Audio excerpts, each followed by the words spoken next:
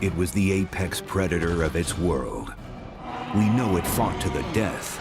Now, cutting-edge technology decodes a 70-million-year-old mystery. From their ability to hear through their feet, to their connection to modern-day birds, see how a prehistoric monster was brought to its knees.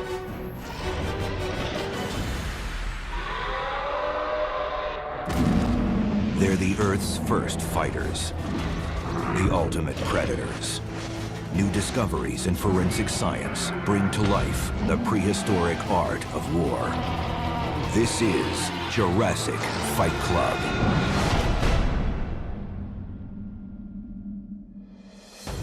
Time travel back 70 million years ago to the prehistoric world. Two supercontinents, Laurasia and Gondwanaland, increasingly fracture. Wild animals evolve and adapt to a violent Earth. On Gondwanaland, volcanic activity transforms the chaotic terrain. Africa splits from South America. Then India breaks from Africa, leaving behind a landmass that will become Madagascar.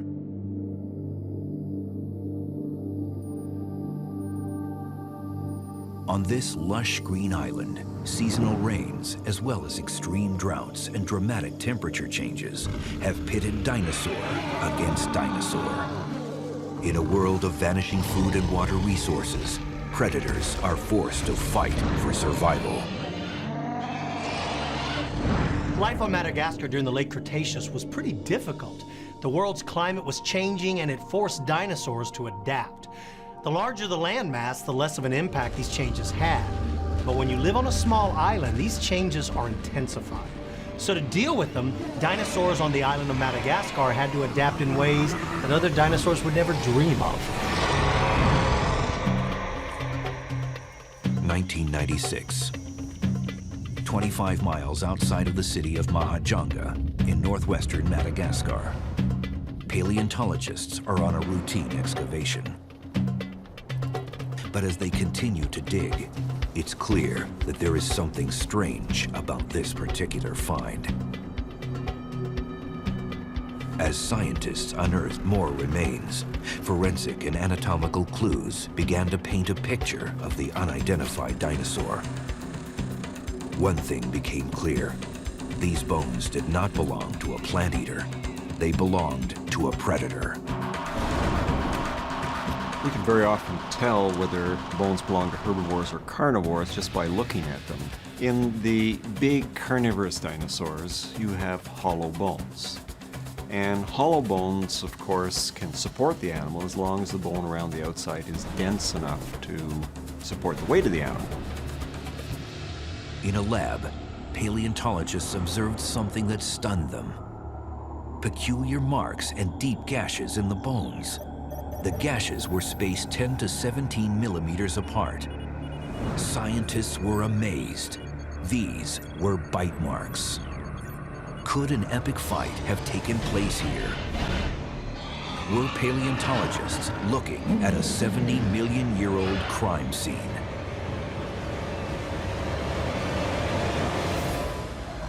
At first, the paleontologists had no idea who or what had made these markings on the bone. But using some of the same techniques that modern forensic scientists do today, they were able to solve the mystery of who it was that made these injuries over 70 million years ago. Scientists first needed to identify the dinosaur. They turned to fossil evidence found in the same area. Close by was a remarkably well-preserved skull of a large predatory dinosaur. This predatory monster was a meat-eating dinosaur called Majungatholus. It was the T-Rex of the East. This remarkable discovery gave paleontologists an opportunity to see inside the skull of this rare dinosaur. Dr. Lawrence Whitmer of Ohio University is head of one of the most advanced dinosaur research laboratories in the world. Through today's technological advances, he is able to dig deeper into the stories of the bones and the brain cavity than ever before. CT scanning has opened a new door into dinosaur behavior and the mystery of what happened here. CT scanning is a medical technology that allows us to look inside an object. But we can use that same technology on dinosaurs, to look inside their skulls, to see through the rock, to see how these animals are built. We can look at the bony brain cavity in CT scan, and from that, extract what the form of the brain was like, as well as all of the tissues that are surrounding that. CT scanning of the skull of Majungatholus gave Whitmer and his team clues into every aspect of this predator. Its senses of vision, hearing, balance, and agility. By comparing the size and shape of the brain and inner ear canals to those of modern birds and reptiles, scientists now have unprecedented insight into the behavior of Majungatholus, how it lived, and how it could have fought. At first glance, the skull revealed some unusual details. The exterior was covered in a thick, rough texture, ending in a 3-inch thick horn that jutted from the top of the skull. What makes this male Majungatholus look so odd are the bumps and strange horns and spikes that stuck out all over its skull. These are actually designed to show rivals that this male is a mature adult. They're also designed to attract a mate. These odd horns and spikes were probably brightly colored. These are makeup. It's the signal that screams to the ladies, check me out. One of the interesting things about the horn of Majungatholus is that it is very rough and the bone is very sort of cauliflower-like and bumpy. And in fact, that bumpiness actually pertains to most of the skull. The texture was a valuable clue. The male's head was not merely a hood ornament. It was a weapon that could be wielded against both rival and prey. A true battering ram. One of the things that we think is going on with the bumpy skin of Majungatholus is that it relates to combat. They're potentially actually interacting in a very direct physical way, head-to-head or head-to-flank kind of combat. It's a very unusual kind of thing, the kinds of structures that we don't really see in animals like ceratosaurs, where the horns we see are almost delicate kind of structure. So what we see with Majungatholus is a kind of structure that was built for combat. When you look at the design of the skull of Majungatholus, you can compare that to modern-day bighorn sheep. It's very heavily built and perfectly designed to take a heavy beating. Majungatholus thrived and fought to the death more than 70 million years ago. Fossil evidence proved that the island of Madagascar teemed with a variety of plants and animals.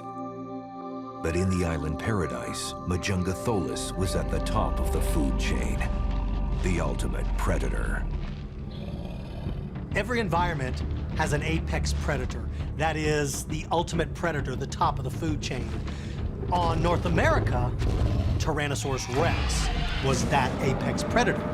But on the island of Madagascar, it was Majungatholus. Majungatholus was the top predator in its community. In general, it would have spent its day stalking around for prey, killing something, and when it killed it, ate it, and rested for a while. As more bones emerged from the possible crime scene, scientists began to get a clearer picture of the true size of this island terror.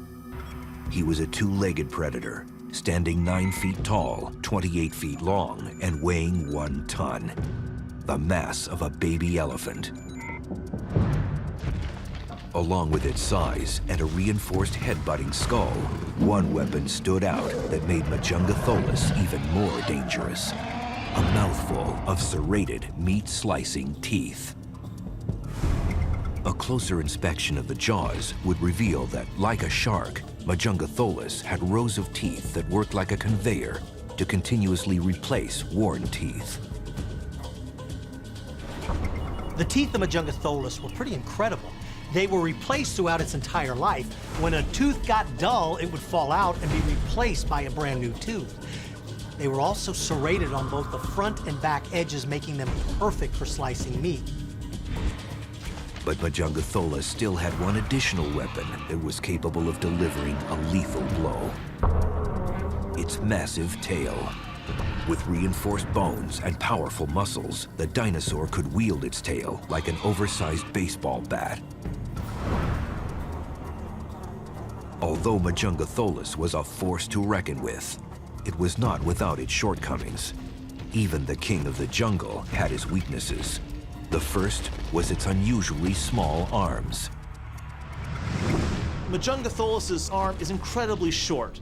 It's got an upper arm bone, but its forearm has shrunken, so it's basically a wrist. From the elbow to the hand is probably less than a foot. It definitely does not have any functional grasping ability. It doesn't have any slashing ability. It's basically a vestigial arm. Its second drawback was its legs, which were relatively short compared to its overall body size. The length of dinosaur legs certainly had an effect on how fast they were. Animals with longer legs were presumably faster than animals with shorter legs. What we see in Majungatholus is an animal that's not built for speed. This is an animal that was pretty fast, but still not the kind of swift-footed runner that we see in other kinds of dinosaurs.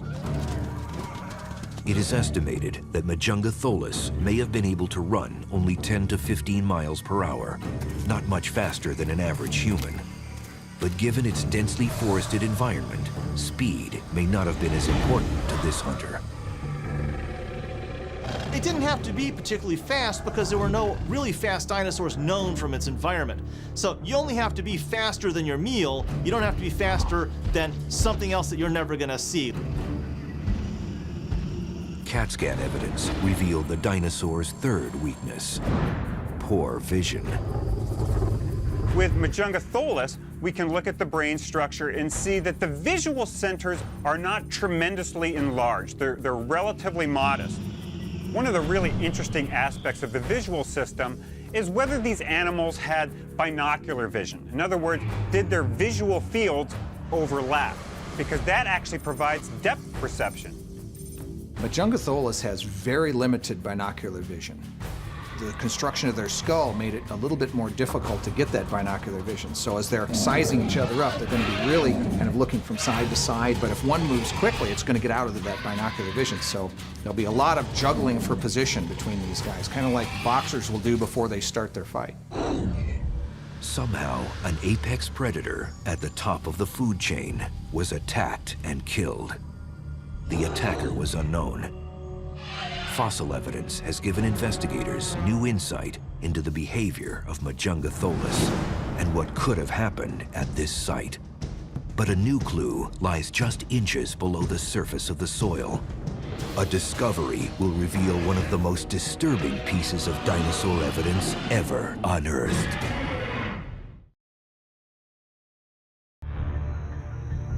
Halfway around the world, paleontologists have unearthed the remains of a dinosaur named Majungatholus.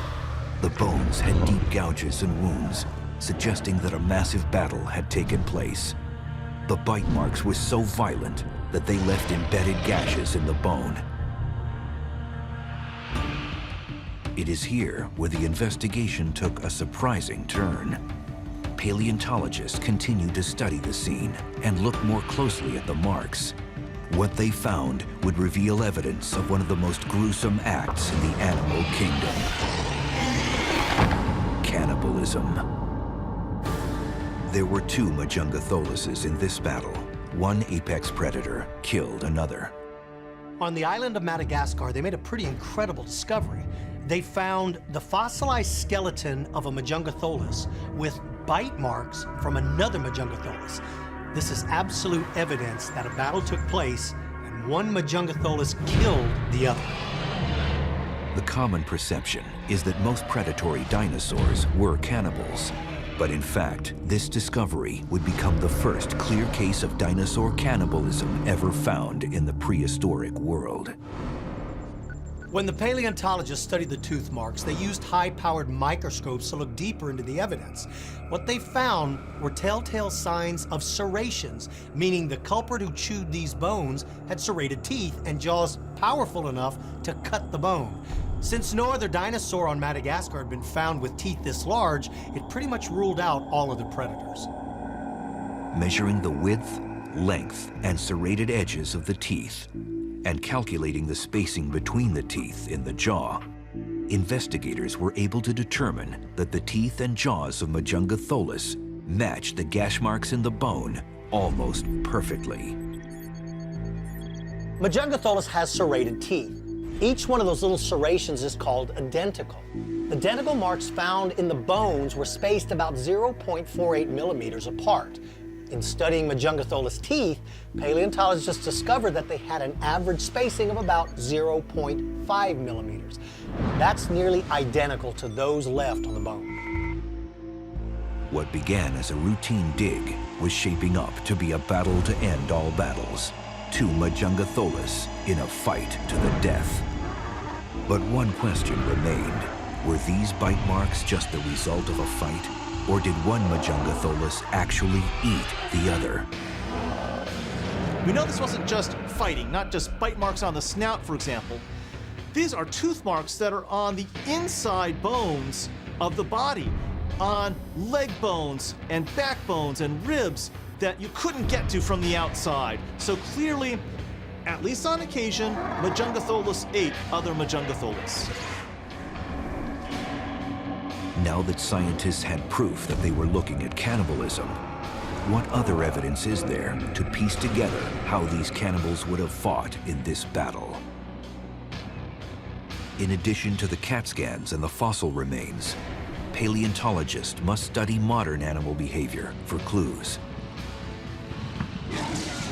The one thing that doesn't change in the animal kingdom is behavior. All animals, including man, have the same basic behavioral traits as our ancestors.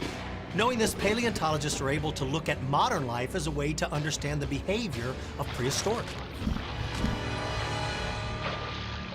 There is little doubt that a male Majungatholus was a formidable creature.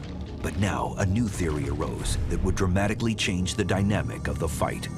What about the females? While studying the fossil site, investigators had to ask the question, could one of the dinosaurs in this battle be female? It's a question that would not be easy to answer, but studying the fossilized remains of similar dinosaurs and looking to modern animals for clues, paleontologists attempt to answer the question. The first step was to find out how female dinosaurs sized up compared to males. Majungatholus, like most theropods, most meat-eating dinosaurs, there was probably a sexual size difference between the males and the females. In Tyrannosaurus rex, we know that the biggest and baddest ones were females, but we don't know yet, because we don't have enough specimens, how Majungatholus fit into that scheme. Although there may have been a difference in size, their basic skeletal design would have remained the same.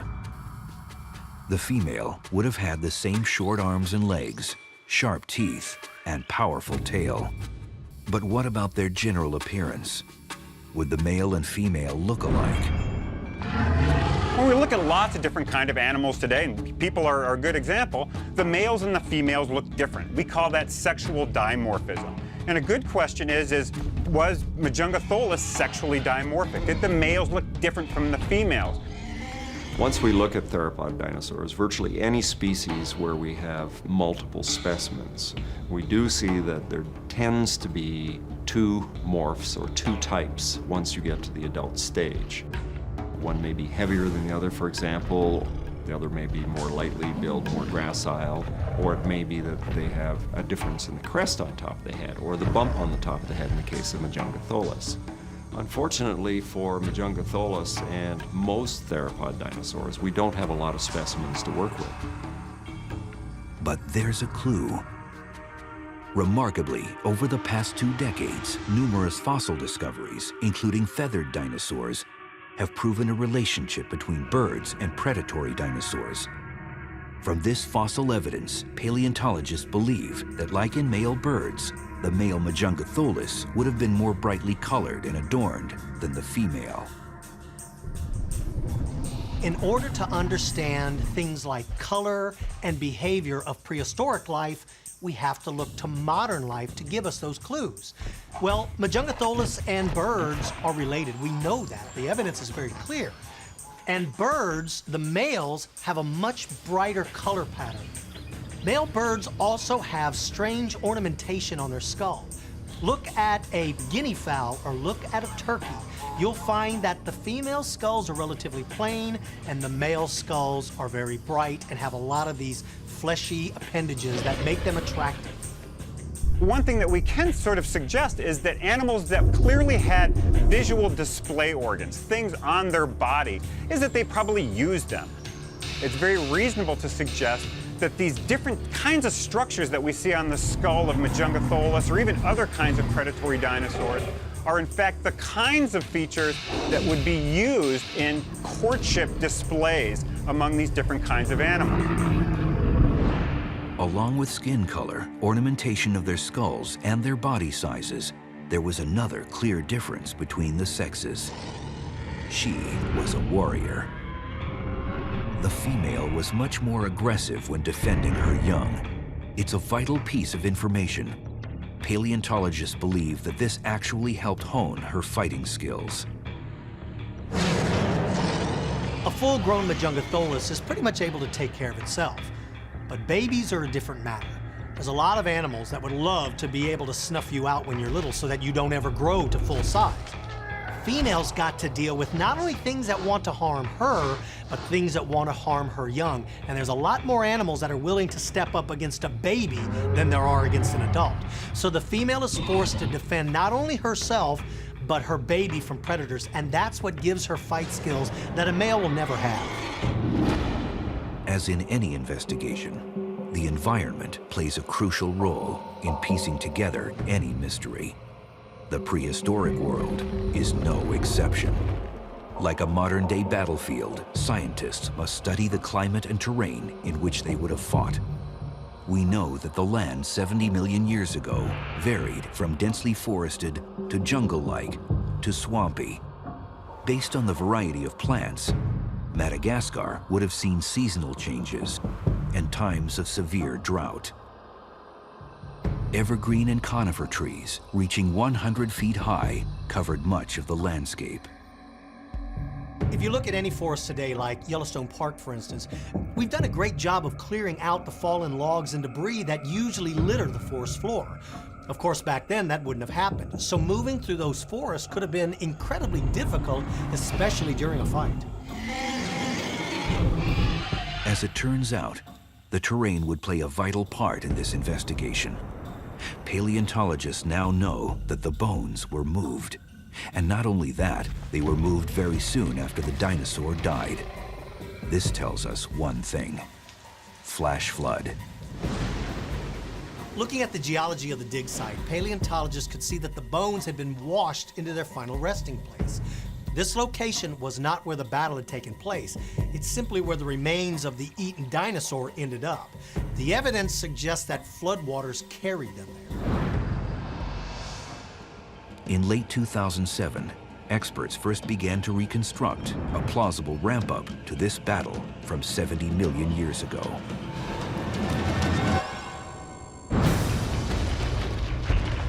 A male Majungatholus could have entered the territory of a female.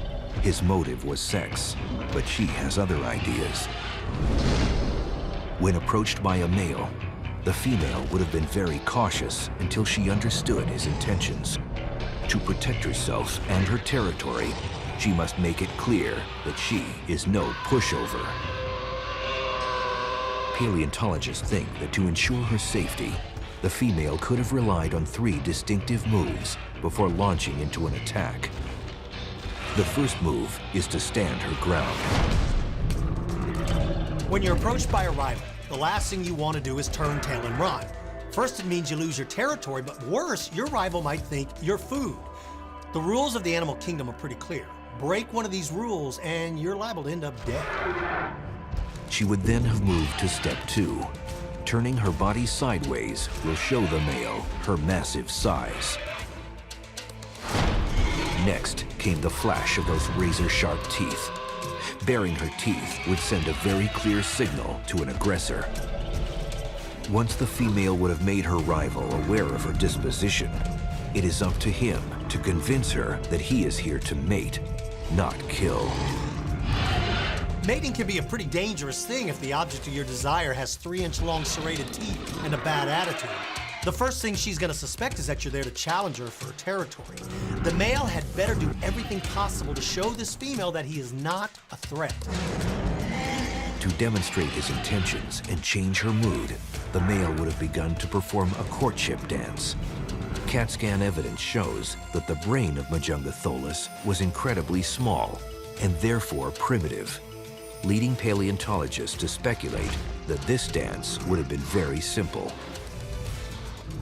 Certainly given the brain size of something like Majungatholus, which has a relatively primitive brain, we would expect them to have the kinds of primitive, very ritualized courtship rituals that we see in lizards and crocodiles today. Very stereotyped, rigid kinds of courtship behaviors. Although the male tries his best, the female is not receptive. He has no idea that he's dancing with the devil. Ripped from the continent of Gondwanaland by the violent upheavals of the Earth's tectonic plates, the island of Madagascar is born.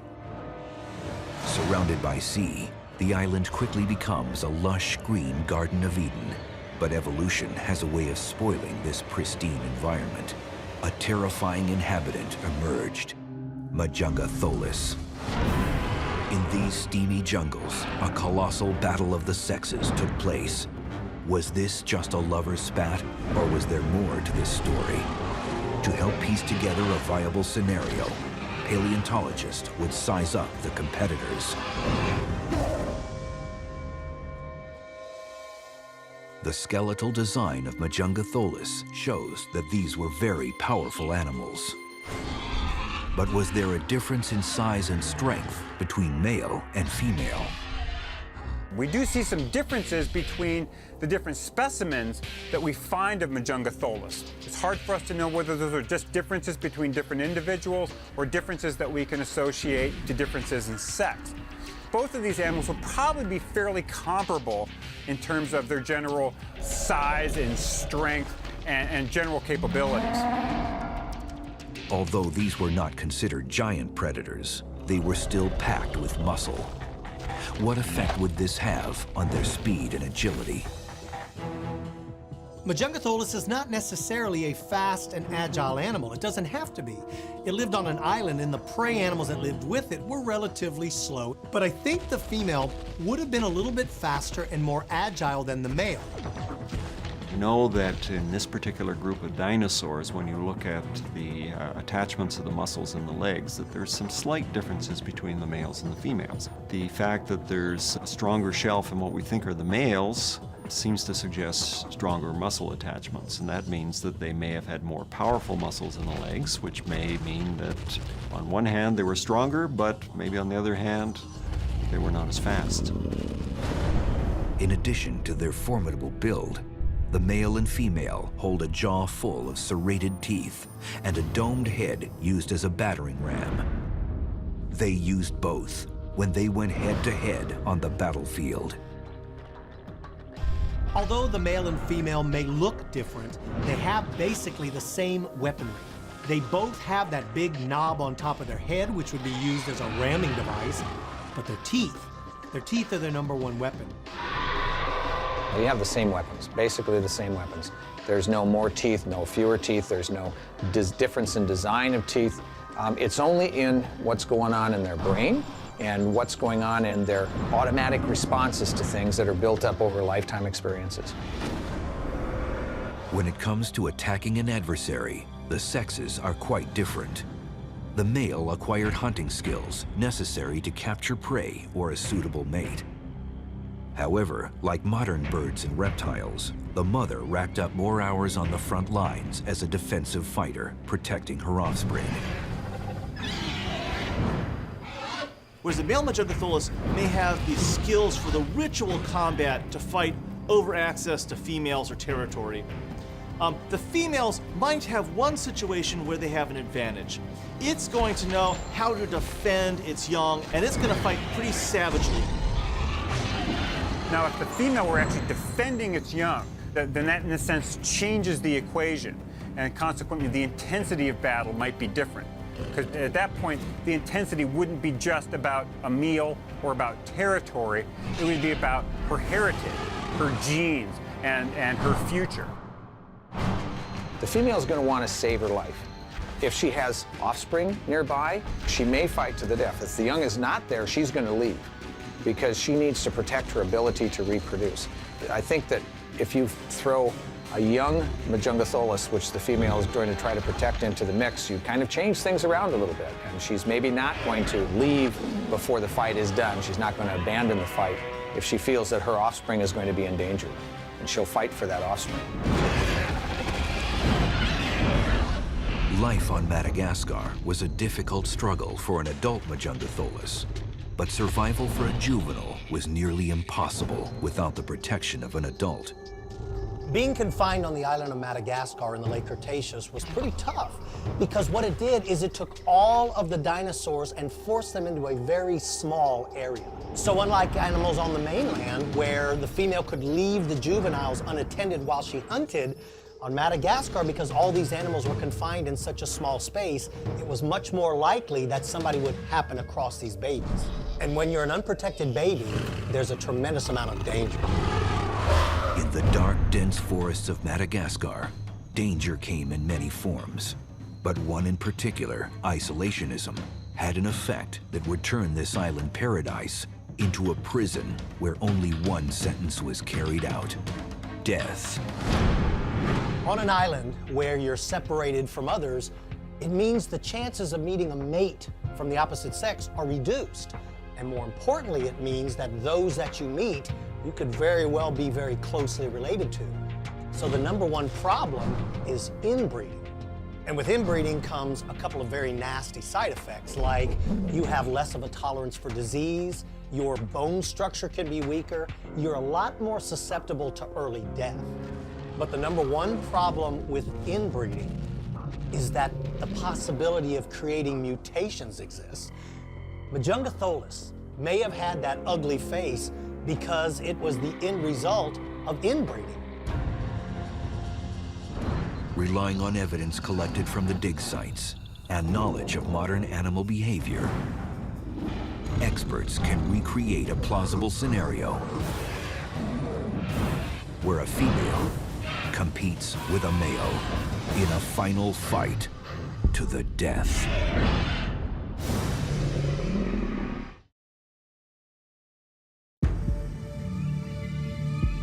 Planet Earth, 70 million years ago.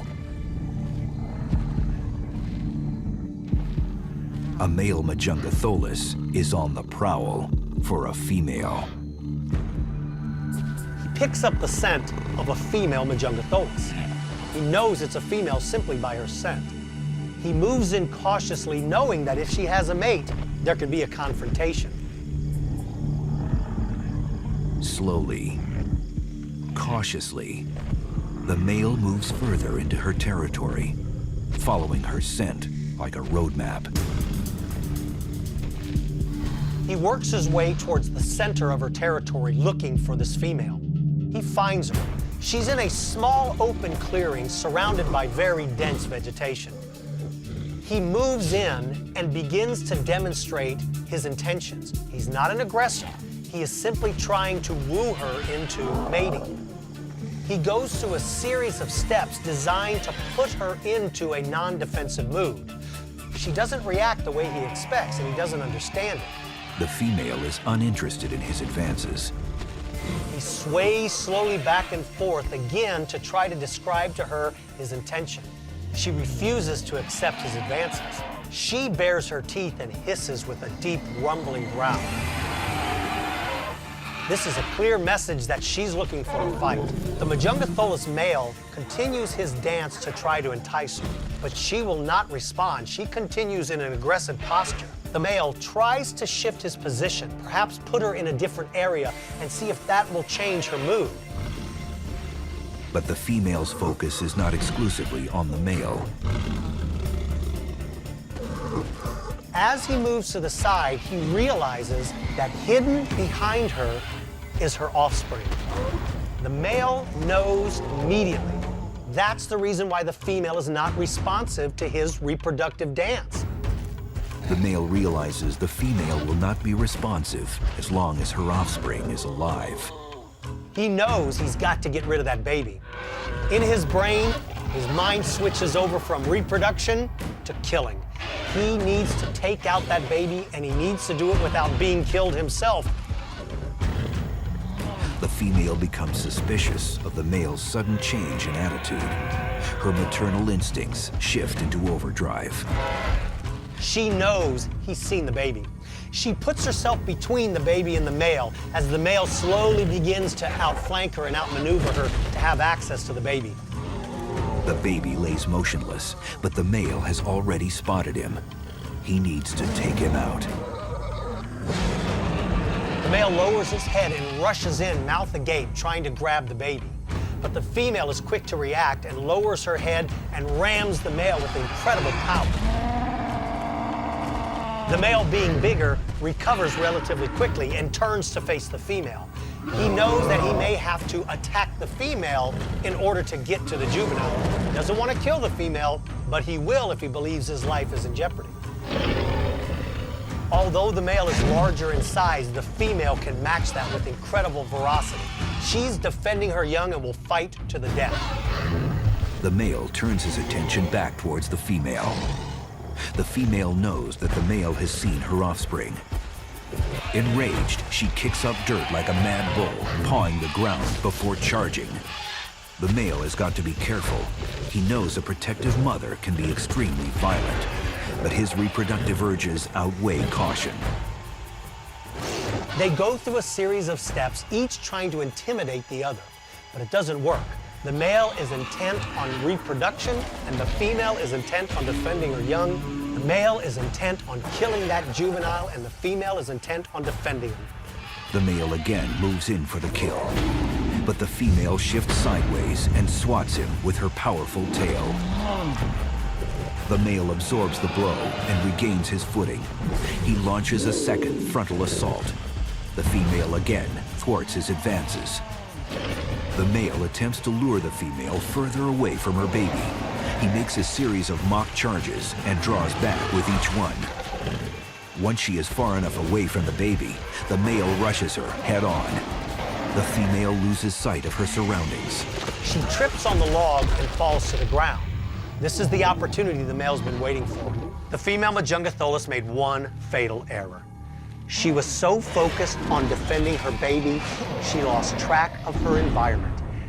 When you place a big foot like Majungatholus has on the ground, you better be assured of your footing, and she wasn't. And that's what tripped her up and gave the male his opportunity. The male advances towards the defenseless baby. With the female now out of the picture, he seizes his best chance to go for the kill. With his razor-sharp teeth, he grabs the unguarded baby. Although the male has made the first kill, this battle is just beginning.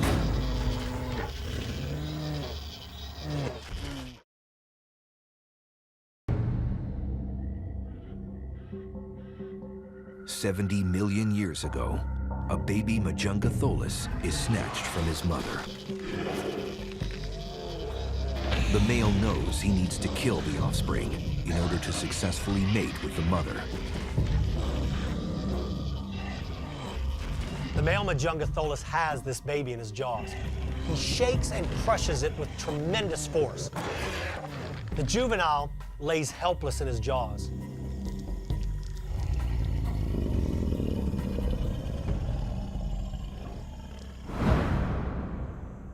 For a brief moment, the jungle is silent.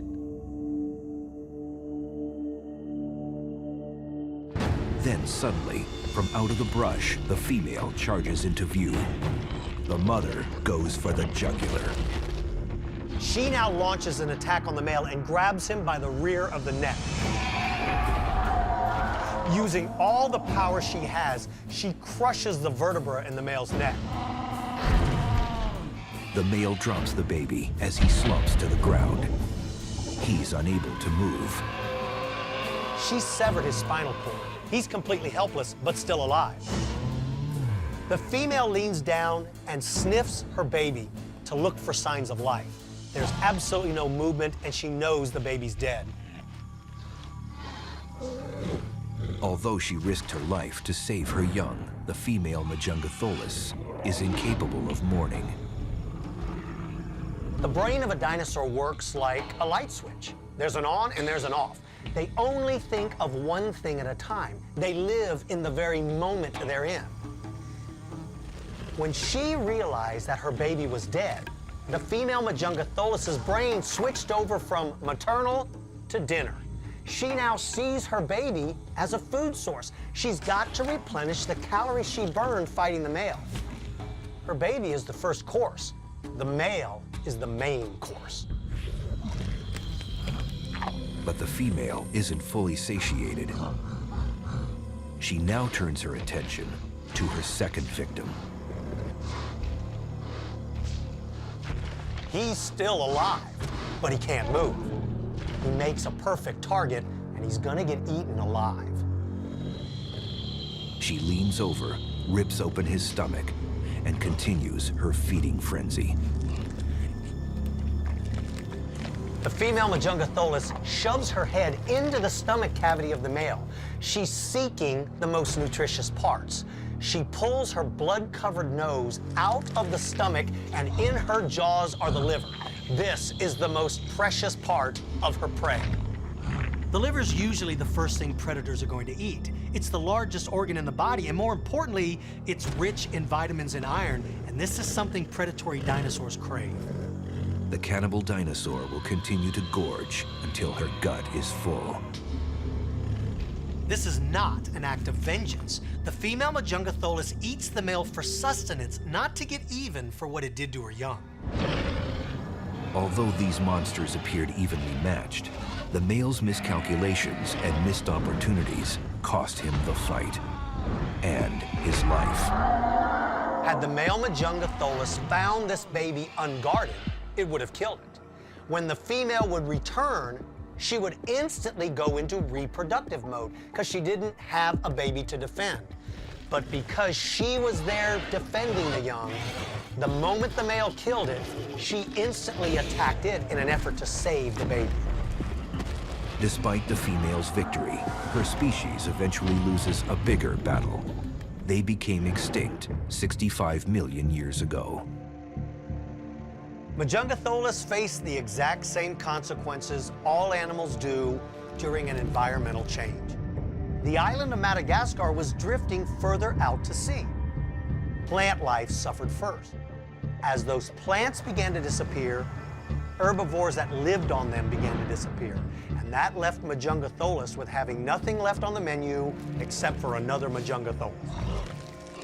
Paleontologists are currently prospecting for more clues about this elusive cannibal dinosaur.